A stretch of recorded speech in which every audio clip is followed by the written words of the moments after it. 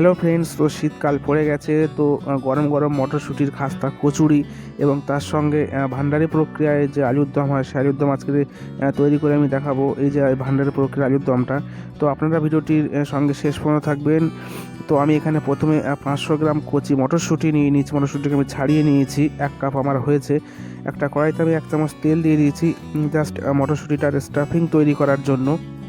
তো দেখুন, তেল গরম হতে আমি মটরশুঁটিটা এখানে দিয়ে দিয়েছি। মটরশুঁটিটা বেশি না, জাস্ট 1 থেকে 2 মিনিট একটু হালকা মিডিয়াম আছে শ্যালো ফ্রাই করতে হবে। যখন গায়ে থেকে খোলাগুলো এভাবে বেরোতে থাকবে, তখন এটাকে নামিয়ে নিয়ে ঠান্ডা করে একটা জারে দিয়ে এটাকে একটু খুব মিহি গ্রাইন্ড করলে হবে না, একটু গাঢ় দানা দানা থাকবে এমনভাবে এটাকে গ্রাইন্ড করতে হবে। ওই কড়াতে আমি আরও একটু তেল আমি দিয়ে দিচ্ছি জাস্ট স্টাফিংটা বানানোর জন্য। একটু আদার কুচি আমি দিয়ে দিলাম এবং তার সঙ্গে একটু লঙ্কা কুচি আমি দিয়ে দিয়েছি। দেখুন, মশলাটাকে আমি ভালোভাবে একটু ভেজে নেব এবং এর উপর আমি 1/2 চামচ হলুদ, 1/2 চামচ লাল লঙ্কার গুঁড়ো, 1 চামচ কাশ্মীরি লঙ্কার গুঁড়ো, 1 চামচ ধনিয়া গুঁড়ো, 1/2 চামচ জিরে পাউডার, আর কসুরি মেথি 1/2 চামচ, আমচুর পাউডার দিয়েছি 1 চামচ একটু টক হওয়ার জন্য, আর নুন এবং গরম মশলা আমি দিয়ে দিচ্ছি। সমগ্র মশলাগুলো আমি এভাবে একটু ভালোভাবে নেড়ে নেব, যাতে স্টাফিংটা খেতে খুব সুন্দর হয় এবং টেস্টিও হয়। তো দেখুন, মশলাটা আমার তৈরি হয়ে গেছে। আর আমি এখানে 2 চামচ আমি বেসন আমি দিয়ে দিয়েছি, জাস্ট স্টাফিংটা একটু শুকনো শুকনো হয় যাতে, এবং বাইন্ডটা যাতে ভালো হয় সেজন্য আমি 2 চামচ দিয়ে দিয়েছি এখানে। আর ওই যে মটরশুঁটিটা আমি এখানে দিয়ে দিয়েছি এর উপরে, বেসনের উপরে। তো বেসনের সঙ্গে মটরশুঁটির যে পেস্টটা ভালোভাবে এটাকে মিশিয়ে নিতে হবে। আর এর গায়ে যেন জলটা না থাকে, জলটা থাকলে একটু নরম হয়ে যায়। মানে দেখুন কত ঝুরঝুরে হয়েছে আমার স্টাফিংটা। এরকম ঝুরঝুরে করলে, শুকনো শুকনো করলে ভালো হয়।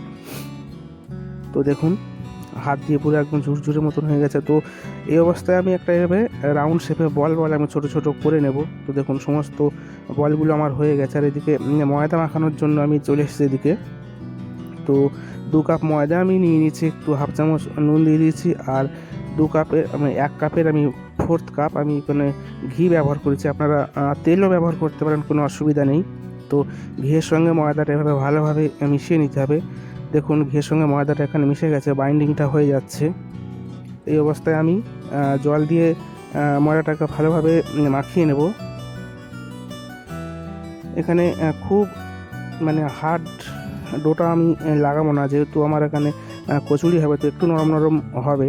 তো এখানে বেশি মেজার দরকার নেই, জাস্ট এভাবে একটু মেজে নিয়ে একটা প্লাস্টিক বা ভিজে কাপড় দিয়ে আমি ওটাকে ঢেকে রেস্টে ছেড়ে দেবো 1/2 ঘন্টা। আর এই দেখুন, আলু আমি সিদ্ধ করে কিছু নিয়ে নিয়েছি। আজকে যে ভান্ডারের পরে আলুর দমটা হবে, সেটার জন্য আলুটাকে জাস্ট সিদ্ধ করে হাত দিয়ে হালকা ভেঙে নিতে হবে। তো তেল গরম আমার এখানে হয়ে গেছে। 1 চামচ আমি জিরে দিয়ে দিয়েছি, আস্ত জিরা। আর এখানে শুকনো লঙ্কা না, কাঁচা লঙ্কা এবং আদার কুচি আমি এখানে দিয়ে দিয়েছি ওই তেলের উপরে ফোড়ন হিসাবে। আর 1/2 চামচ রেড চিলি পাউডার আমি দিয়ে দিচ্ছি, আর একটু হলুদ আমি দিয়ে দিয়েছি। আর 2টো টমেটো আমি কেটে নিয়েছি, কুচি কুচি করে কেটে নিতে হবে, সেই টমেটোটা আমি দিয়ে দিচ্ছি এবং নুনটা আমি দিয়ে দিচ্ছি। তো এইভাবে মশলাটা আমার পুরোপুরি একটু ভালোভাবে নাড়তে হবে। দেখুন, মশলাটা আমার তেল ছাড়তে শুরু করেছে। তো এই অবস্থায় আমি একটু জিরা পাউডার, আর একটু ধনিয়া পাউডার, কসুরি মেথি, আমচুর পাউডার এবং এলাইচি পাউডার আমি দিয়ে দিয়েছি 1/2 চামচ করে। তো মশলাটা আমার একটা রেডি হয়ে গেছে। তো আমি যে আলুগুলো হাত দিয়ে ভেঙে নিয়েছিলাম, সিদ্ধ আলুগুলো, সেটা আমি দিয়ে দিয়েছি। তো এই আলুর দমটা করতে খুব বেশি সময় লাগে না। এখানে জাস্ট আলুগুলো আর একটু একটু শ্যালো ফ্রাই করে নিয়ে আমি জলটা দিয়ে দিয়েছি। আর উপর থেকে একটা ঢাকনা দিয়ে আমি রেখে দেবো 3 থেকে 4 মিনিট। দেখুন, ঢাকাটা আমি দিয়ে দিয়েছি। তো আলুর দমটা আমার এখানে গাঢ় গাঢ় হয়ে গেছে, মানে এটা হয়েই গেছে।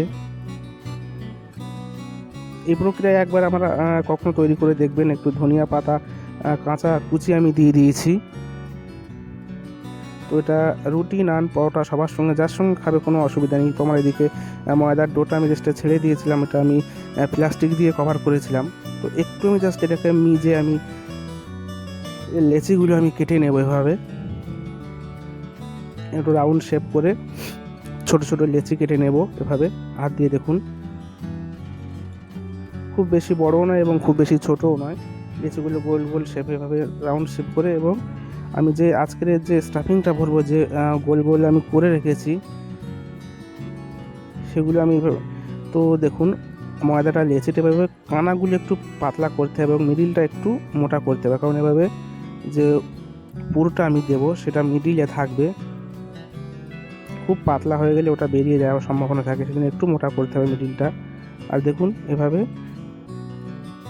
যে বেশি অংশ ময়দাটা থাকছে সেটা আমি বার করে নেব। তো এভাবে আমি 6-7টা এই প্রক্রিয়াতে আমি বানিয়ে নিয়েছি। আপনারা আপনাদের সুবিধা অনুযায়ী করে নেবেন তৈরি এটা। এভাবে একবার করে দেখবেন খেতে যে কচুরিটা কত খাস্তা হবে এবং খেতে যত সুন্দর হবে, আর যে আলুর দমটা সেটাও কত সুন্দর। একবার অবশ্যই ট্রাই করবেন বাড়িতে। তো আমার এখানে 6 পিস আমি করে নিয়েছি। তো এভাবে হাতে এটা বেললেও হয় আর না বেললেও হাতে এভাবে একটু চাপটে চাপটে করে নিলেও কোনো অসুবিধা হয় না। তো তেল আমার গরম হয়ে গেছে, আর এখানে গরম করে নেওয়ার পর আমি আঁচটা একদম পুরো লোতে রেখে দিয়েছি। খুব মিডিয়াম বা হাইতে দিলে হবে না, লো আঁচে এটাকে ভাজতে হবে একটু সময় ধরে। যখন লুচিগুলো এভাবে ফুলে ফুলে উপরের দিকে উঠবে তখন ভাববেন যে এগুলো আস্তে আস্তে ভাজা শুরু হচ্ছে। তো দেখুন সব লুচি মানে খাস্তা কচুরিগুলো সব উপরে উঠে গেছে, কত সুন্দর ফুলেছে। তো এর মিডিলে একটু গ্যাসটাকে অবস্থায় একটু মিডিয়াম করে দিতে হবে, আর একটু গায়ের কালার আনার জন্য একটু মিডিয়াম থেকে আঁচটাকে আরও একটু হাই করে দিতে হবে। তো দেখুন আমার খাস্তা কচুরিগুলো সব অলমোস্ট ভাজা হয়ে গেছে। মোটামুটি টাইম দিয়ে 10 থেকে 12 মিনিট টাইম দিয়ে কচুরিগুলোকে ভালোভাবে ভাজতে হবে। তো একটু সময় দিয়ে ভাজলে খেতে অবশ্যই সুন্দর হবে। তো দেখুন এগুলো আমার পুরোপুরি রেডি হয়ে গেছে, দেখুন কত সুন্দর হয়েছে, একদম ফুলকো ফুলকো। এটা আপনি স্টোর করে রাখতেও পারেন, কোনো অসুবিধা নেই। তো দেখুন এই আলুর দমের সঙ্গে কত সুন্দর এটাকে দেখাচ্ছে, খেতে আরও অপূর্ব সুন্দর হবে। তো ভিডিও ভালো লাগলে অবশ্যই লাইক কমেন্ট শেয়ার করবেন এবং আমাকে সাপোর্ট করার জন্য চ্যানেলটিকে অবশ্যই সাবস্ক্রাইব করবেন।